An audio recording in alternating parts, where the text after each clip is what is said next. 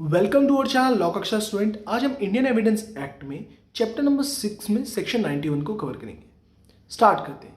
Chapter number 6, exclusion of oral by documentary evidence. अगर हम layman language में बात करते हैं चैप्टर 6 की हेडिंग के बारे में, तो क्या कहता है कि जो हमारे ओरल एविडेंसेस होते हैं उनका एक्सक्लूजन कौन करेगा? Documentary evidence. यानी कि डॉक्यूमेंट्री एविडेंस को हम क्या देंगे? इंपॉर्टेंस देंगे। ऐसी सिचुएशंस पढ़ेंगे, यानी कि सेक्शन 91 से लेके हम 100 तक ऐसी सिचुएशंस पढ़ेंगे जिसमें हमारे डॉक्यूमेंट्री एविडेंसेस के बारे में बात होगी। यानी कि उन सिचुएशंस में, जैसे सेक्शन 91 में, 92 में, 93 में क्या होगा, हम ओरल एविडेंसेस नहीं दे सकते, हमें डॉक्यूमेंट्री एविडेंसेस देना होगा। सेक्शन 91 से लेके 100 तक के बारे में हम एक्सक्लूजन की बात करेंगे, किसके? ओरल एविडेंसेस के। क्लियर? अब सेक्शन 91 को डिस्कस करने से पहले हमें 4 सेक्शन को पढ़ना है। क्यों पढ़ना है? क्योंकि वो हमारे सेक्शन 91 से क्या है? रिलेटेड है। Section 59, 61, 65 and 144। सेक्शन 59, 61, 65 मैंने आपको डीपली पढ़ा रखा है, बट हल्का सा ओवरव्यू भी मैं इस वीडियो में दूंगा क्योंकि वो हमारा सेक्शन 91 से क्या है? रिलेटेड है। मैं चाहता तो चैप्टर नंबर 6 पे 91 से लेके 100 तक की वीडियो एक ही वीडियो में मैं कंबाइन करके बना देता, यानी कि सेक्शन 91 से लेके मैं 100 तक के टॉपिक्स जो हमारे सारे सेक्शंस हैं उन्हें एक ही वीडियो में कवर कर सकता था। बट मैं चाहता हूँ कि कंसेप्ट जो सेक्शन 91 है काफ़ी इंपॉर्टेंट है, 92 काफ़ी इंपॉर्टेंट है, तो जो इंपॉर्टेंट सेक्शन है उन पर एक सेपरेट वीडियो बनाई जाए और आपके कंसेप्ट अच्छे से क्लियर हो। क्लियर? स्टार्ट करते हैं सेक्शन नंबर 59 से। सेक्शन नंबर 59 की हेडिंग क्या कहती है? Prove of facts by oral evidence. कौन से हमारे फैक्ट किसके द्वारा प्रूव करे जाएंगे? ओरल एविडेंस के द्वारा। All facts may proved by the oral evidence except the content of the documents और इलेक्ट्रॉनिक रिकॉर्ड्स। अगर हम बात करते हैं सेक्शन 59 क्या कहता है? सारे ही फैक्ट्स प्रूव करे जा सकते हैं ओरल एविडेंस के द्वारा, एक्सेप्ट क्या चीज़ है? Except content of the document और इलेक्ट्रॉनिक रिकॉर्ड। यानी कि कोई भी डॉक्यूमेंट है उसके कंटेंट को आप ओरल एविडेंस से प्रूव नहीं कर सकते, कोई भी इलेक्ट्रॉनिक रिकॉर्ड है उसके कंटेंट को आप ओरल एविडेंस से प्रूव नहीं कर सकते, और सारी फैक्ट्स को आप क्या कर सकते हो? ओरल एविडेंस से प्रूव कर सकते हो। तो एक्सेप्शन क्या है? Content of the documents and content of the electronic records. Come to the section 61, proof of contents of document. The contents of documents may be proved either by primary or by secondary evidence. अगर हम बात करते हैं कि content of document किससे proved होगा, तो primary evidence से प्रूव्ड होगा और सेकेंडरी एविडेंस से प्रूव होगा। अब what is the meaning of the secondary evidence? Come to the section number 65, cases in which secondary evidence related to the document may be given. तो अब section 65 क्या बताता है? वो सारे केसेस, वो सारी सिचुएशंस जिसमें हम सेकेंडरी एविडेंस दे सकते हैं किसी भी डॉक्यूमेंट के कंटेंट को प्रूव करने के लिए। क्लियर? सारी सिचुएशन मैंने पीछे की वीडियो में डिस्कस कर रखी है, बट आपको एक बार रिवाइज हो चुका होगा। Clear? Come to the next slide. Section 144, evidence as matters in writing. Any witness may be asked whilst under examination whether any contract, grant or other disposition of property, any contract, grant, other disposition of property as to which he is giving evidence was not contained in the document, and if he says that it was। यानी कि कोई भी witness examination के दौरान क्या कर रहा है? किसी भी कॉन्ट्रैक्ट, किसी भी ग्रांट या किसी भी अदर डिपोजिशन ऑफ प्रॉपर्टी के बारे में एविडेंस दे रहा है, he is giving evidence, and वो जो एविडेंस दे रहा है was not contain in a document, and he, यानी कि ही ये वर्ड जो यूज हुआ है किस कंटेक्स्ट में हुआ है, किसके बारे में हुआ है? विटनेस के बारे में।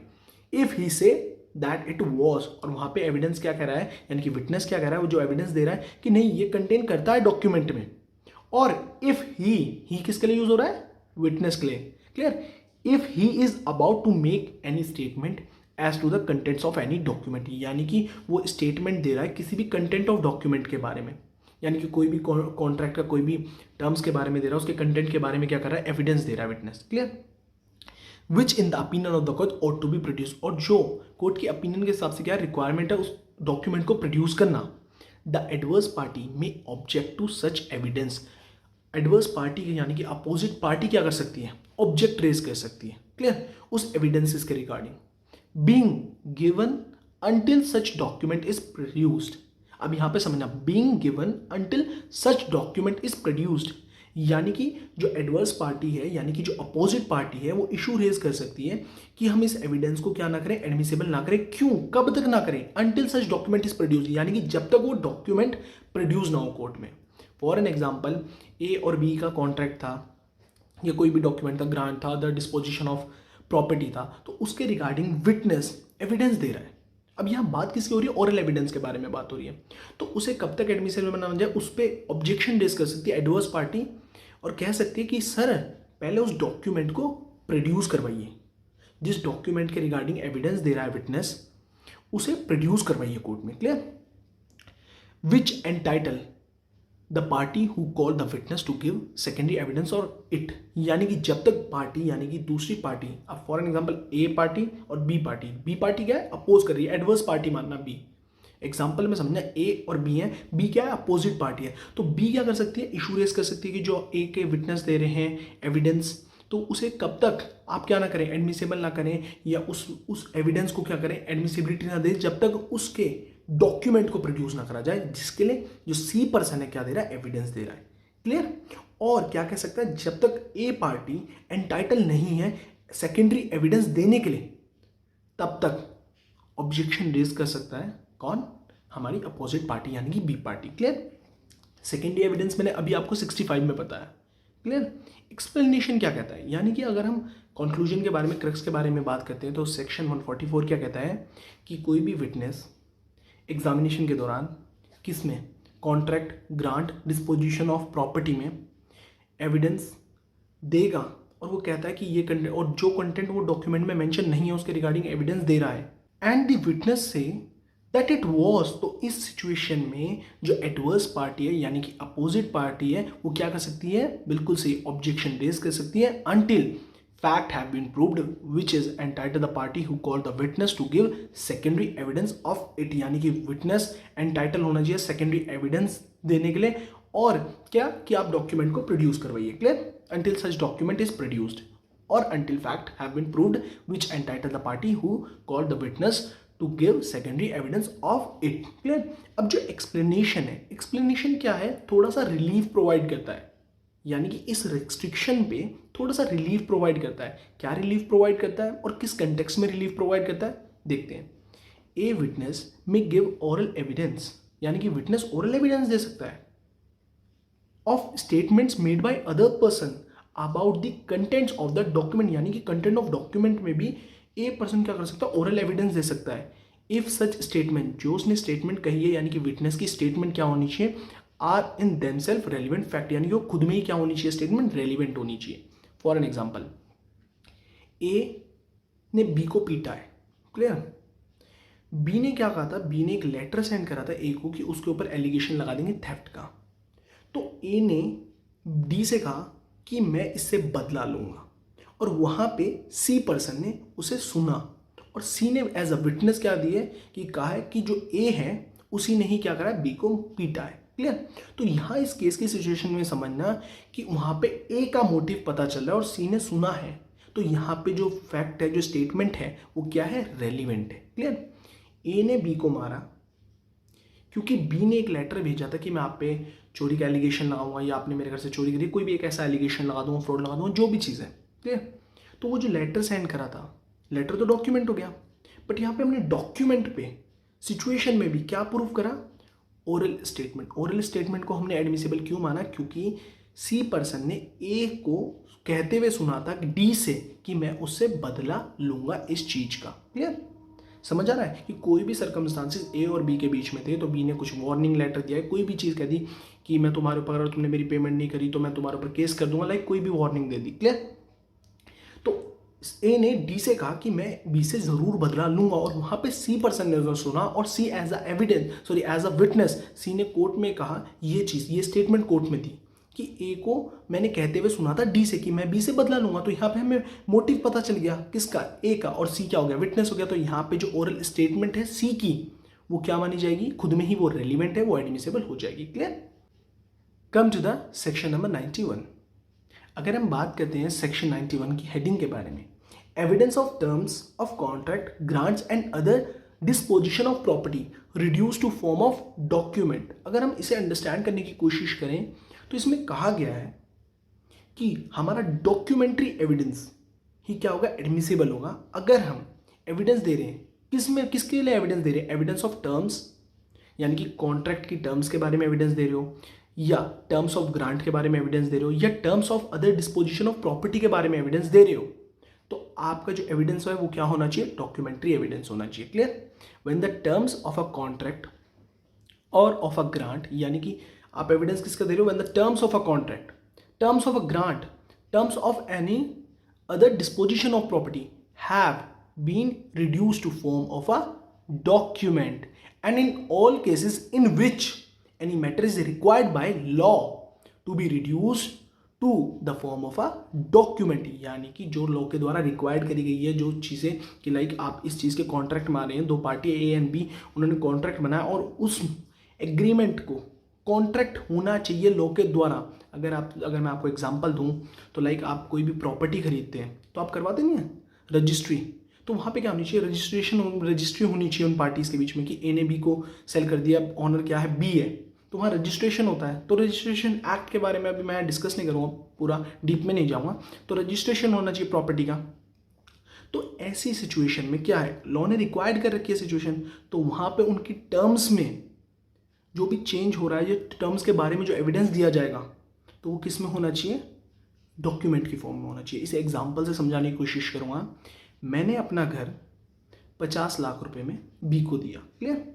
तो मेरा जो कॉन्ट्रैक्ट है, ये जो हमारा रजिस्ट्रेशन है, जो भी हमारा एग्रीमेंट है, मैंने बयाना दिया लाइक दैट, जो भी मेरा डॉक्यूमेंट है, वो डॉक्यूमेंट कैसे? रिक्वायर्ड बाय दी लॉ है। रिक्वायर्ड बाय दी मतलब लॉ का मीन्स क्या है यहाँ, कि लॉ ने क्या कर रखा है, उसे नेसेसरी मान रखा है कि आप अगर प्रॉपर्टी किसी को बेचते हो तो उसका क्या होना चाहिए? एक डॉक्यूमेंट होना चाहिए, उस पर स्टाम्प होनी चाहिए, स्टाम्प ड्यूटी लाइक दैट, बहुत सारी कंडीशन रहती है गवर्नमेंट्स की, तो वो जब फुलफिल होंगी तो वो लॉ ने क्या कर रखी है? मैंडेटरी कर रखी है। अगर आप किसी को प्रॉपर्टी देंगे, अपनी ओनरशिप ट्रांसफर कर रहे हैं और सेल कर रहे हैं, तो उसके लिए क्या होगा? रजिस्ट्री करवाते हैं उस पर्सन के नाम पे। क्लियर?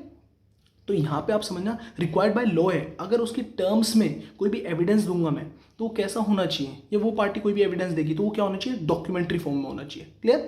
डॉक्यूमेंट्री फॉर्म में ही इस एग्जांपल से समझाने की कोशिश करता हूँ कि मैं कहता हूँ कि मैंने ये प्रॉपर्टी उन्हें 30 लाख रुपए की दी है। क्लियर? तो जो डॉक्यूमेंट्री, यानी कि डॉक्यूमेंट के कंटेंट के लिए मुझे एविडेंस देना, तो डॉक्यूमेंट्री फॉर्म में होना चाहिए। यानी कि मैं नेक्स्ट डॉक्यूमेंट बनाऊं कि मेरी 20 लाख रुपीज़ रिमेनिंग है, तो सिर्फ डॉक्यूमेंट्री एविडेंस ही क्या होगा? एडमिसिबल होगा। अगर हम किसी भी terms of contract, terms of क्या? Grant, terms of any other disposition of property के बारे में, टर्म्स के बारे में एविडेंस दे रहे हैं, इन तीनों चीज़ों के बारे में, contract, grant and other disposition of property में हम क्या दे रहे हैं? टर्म्स के रिगार्डिंग क्या दे रहे हैं? एविडेंस दे रहे हैं, तो वो क्या होना चाहिए?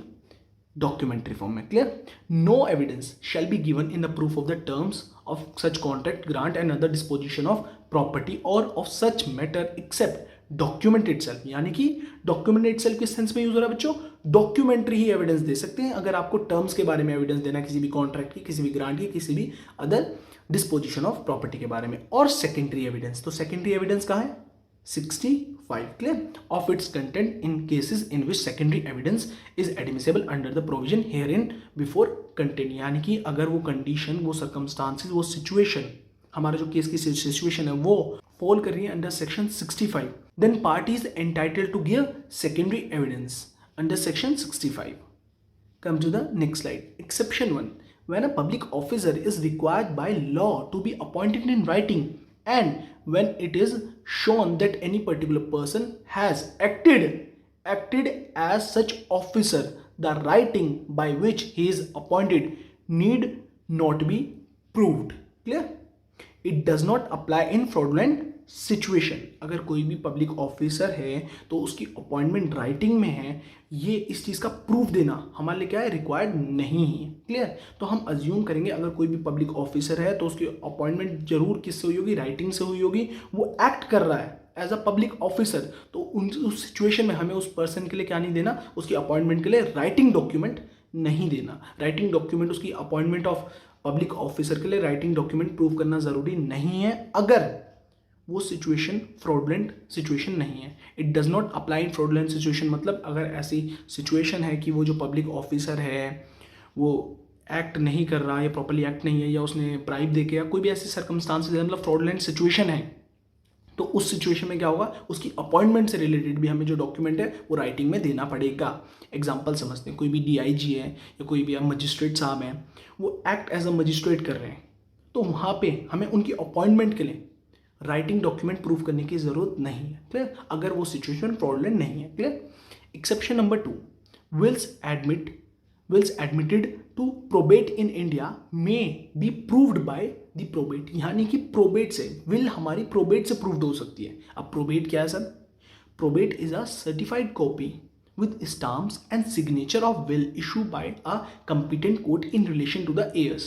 अगर हम बात करते हैं तो प्रोबेट क्या होती है? सर्टिफाइड कॉपी होती है विल की जो इशू करी जाती है कंपिटेंट कोर्ट के द्वारा विद स्टाम्प्स एंड सिग्नेचर। तो विल को प्रूव करने की रिक्वायरमेंट नहीं है, प्रोबेट है तो प्रोबेट से भी विल प्रूव्ड हो जाती है, क्लियर। Exception number 2। अब आते हैं एक्सप्लेनेशन।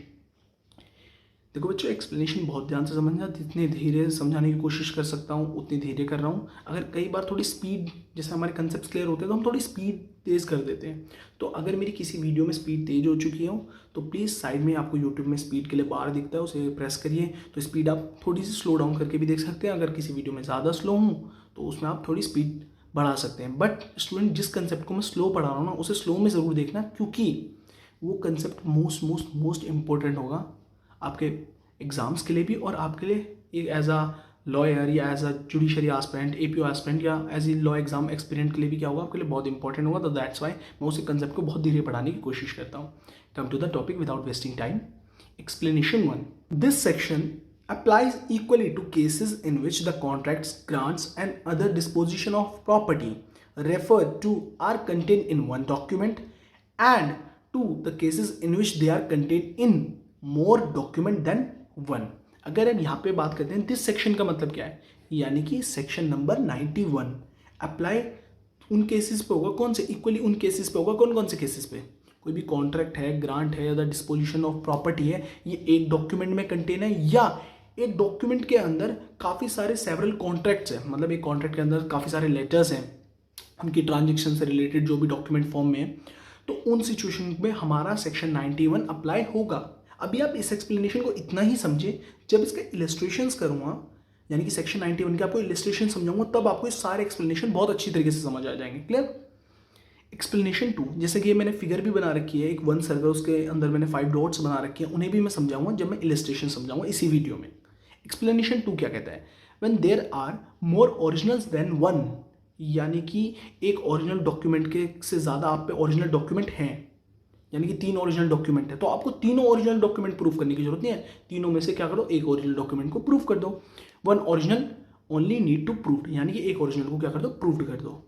एग्जाम्पल इलस्ट्रेशन का वेट करिए, 3 ही हमारे एक्सप्लेनेशन है, उसके बाद मैं इलस्ट्रेशन समझाऊंगा, आपके टॉपिक बहुत अच्छी तरीके से क्लियर हो जाएंगे। Come to the next slide.